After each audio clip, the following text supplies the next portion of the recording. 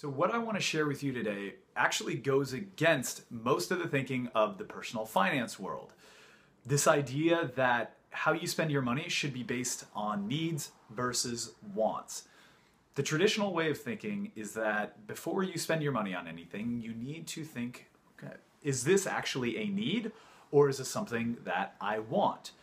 With the implication being that things that you really truly need are more important in where your money should really be going, and that wants are just that, things that are nice to have but that you don't really need.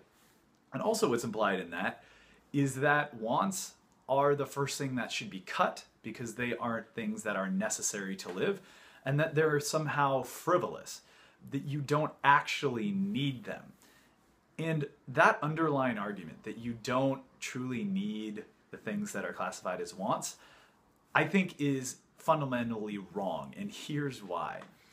Yes, there are some things that, in terms of if we had to choose which ones we are going to spend on to live, we would probably cut from the wants department before we cut from the needs department. For example, you can cut your booze budget before cutting your rent budget. Okay, that makes sense.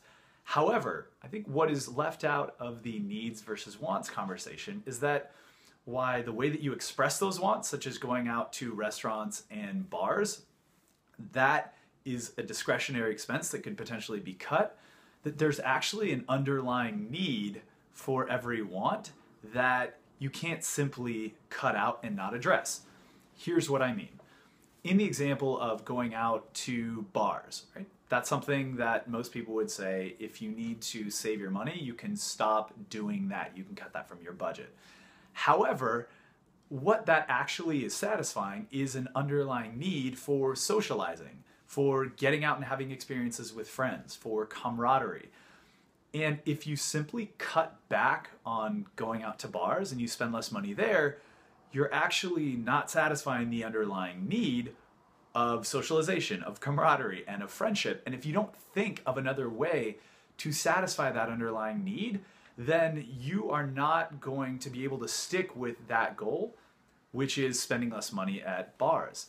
You're going to find another way, probably just as expensive, to try to fulfill that underlying need.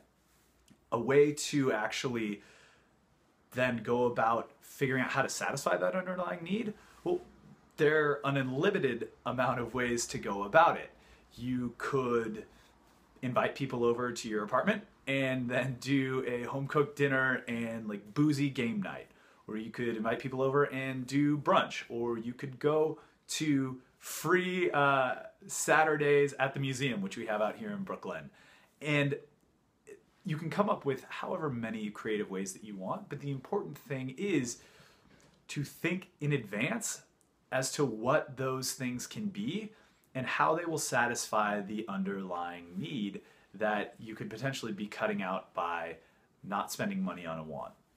So this is an idea that was brought up to me in the book Loaded by Sarah Newcomb. I'll put it in the notes, and that is a book that I highly recommend if you want to learn more about behavioral economics and how behavioral finance affects our decisions.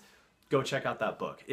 This needs versus wants reframing and thinking of it in a different way is the biggest idea that I got out of that book, and honestly one that has really shifted my focus foundationally and helped me communicate with people better to understand that it's not about cutting out wants and only spending money on needs.